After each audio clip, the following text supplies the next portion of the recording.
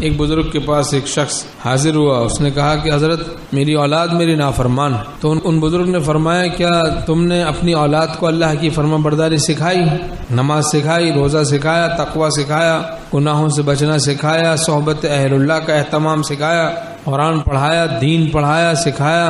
تو کہا نہیں، میں نے اللہ کی فرما برداری تو نہیں سکھائی. تو فرمایا تم نے جب اپنی اولاد کو اللہ کی فرما برداری نہیں سکھائی تو تمہارے فرما بردار کیسے بنیں گے؟ تو اللہ کی فرما برداری سکھائیں گے ہم اولاد کو تو وہ ہماری فرما بردار بنے گی. من کان للہ کان اللہ لہ، جو اللہ کا ہو جاتا ہے اللہ اس کا ہو جاتا ہے. جو تو میرا تو سب میرا، فلک میرا زمین میری، ایک جو تو نہیں میرا تو کوئی شے نہیں میری.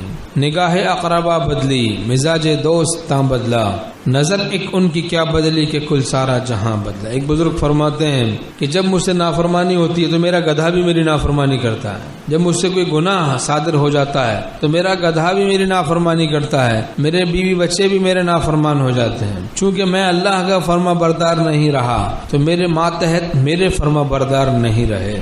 تو ہم دیکھیں جب ہمارے ماتحت ہماری نافرمانی کر رہے ہیں تو ہم اللہ کے ساتھ اپنے معاملے کو درست کریں. جو مصیبت آئے غور کریں، دیکھیں کہ کس گناہ میں ہم مبتلا ہیں. اللہ تعالیٰ فرماتے ہیں وما اصابکم من مصیبت فبما کسبت ایدیکم ویعفو عن کثیر. جو مصیبت تم کو پہنچتی ہے وہ تمہارے کرتوتوں کی وجہ سے پہنچتی ہے، اکثر کو اللہ معاف کر دیتا ہے. ہمارے شیخ رحمۃ اللہ فرماتے تھے جب مستقل کسی مصیبت میں ابتلا ہو، نجات نہیں مل رہی، تدبیریں بھی کر رہے ہیں، کوئی نجات نہیں، مصیبت سے پریشانی سے نجات نصیب نہیں ہو رہی، مستقل کا یہی مسئلہ ہے. تو فرمایا دیکھو اللہ تعالیٰ تو فرماتے ہیں وَمَن يَتَّقِ اللَّهَ يَجْعَل لَّهُ مَخْرَجًا وَيَرْزُقْهُ مِنْ حَيْثُ لَا يَحْتَسِبْ. جو گناہوں سے بچے گا اللہ اس کے لیے مخرج بنا دے گا، پریشانیوں سے نکلنے کا راستہ پیدا کر دے گا، ایسی جگہ سے اس کو رزق عطا کرے گا جہاں سے اس کو گمان بھی نہیں ہوگا. تو ہمارے کرتوت ہم دیکھیں، جائزہ لیں کہ کس گناہ میں ہم مبتلا ہیں. گناہوں کو تو چھوڑیں، انشاءاللہ راستہ کھل جائے گا. دیندار بن جاتا ہے تو دنیا کی تو نعمتیں اس کو مل ہی جاتی ہیں.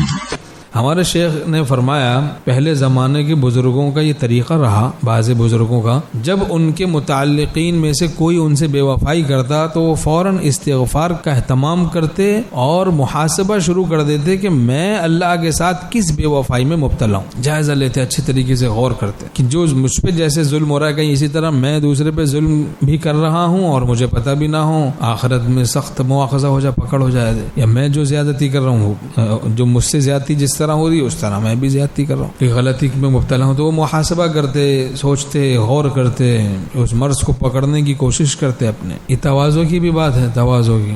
حکیم الامت تھانوی رحمۃ اللہ سے کوئی عرض کرتا ہے کہ آپ نے غلطی کی ہے تو فرماتے مجھے فوراً یہ گمان غالب ہوتا ہے میں نے کی ہوگی غلطی. تواضع والوں کا تو یہی طریقہ ہوتا ہے. اب کہتے ہیں غلطی ہم نے نہیں کی، بس جاؤ تم نے کی ہوگی، تم ہی کرتے ہو، تم ہوئی غلط، ہم غلط نہیں، ہم صحیح ہیں، مجھ جیسا کوئی دیگر نہیں. ہمارا شیخ رحمۃ اللہ فرماتے تھے گویا یہ کہتا ہے مجھ جیسا کوئی ڈنگر نہیں.